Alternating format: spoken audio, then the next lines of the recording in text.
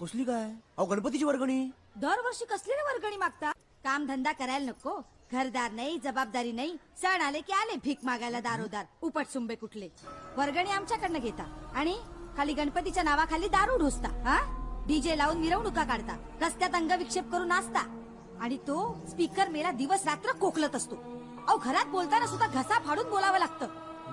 आणि करमणुकीचे कार्यक्रम काय करता? हा, तमाशाचा फड आणता आणि नाटव्या नाचवता. हे कुणाच्या जीवावर? आमच्याच पैशावर ना. पैसे काय झाडायला लागलेत? ए अगं देऊन टाक, नाहीतरी पुढच्या वर्षी कुठे येणार आहेत मागायला. शेवटचं वर्ष आहे चाळीच्या गणपतीचं.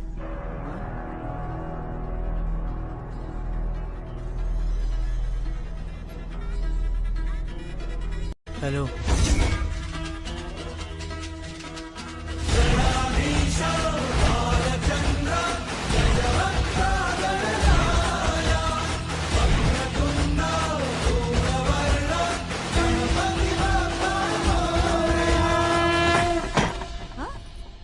काय बोलला तुम्ही पोरांना? उपटसुंब काय करणार आहेस? उपटसुंब.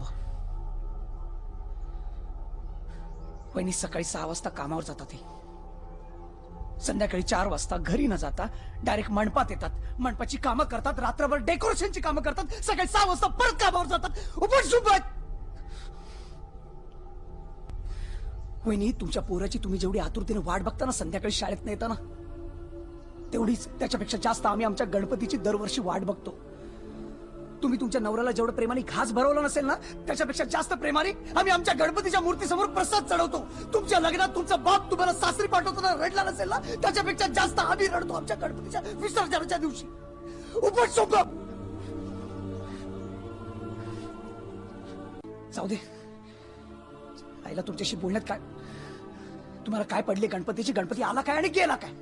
फक्त डोंगराला पायलून पळत या आरतीचा मान घ्यायला. आणि ही पोरं आहेत ना, ही वर्गणी मागायला येतात, भीक नाही मागायला येत तुमच्या दारात. आजपासून चाळीच्या गणपतीशी तुमचा संबंध संपला.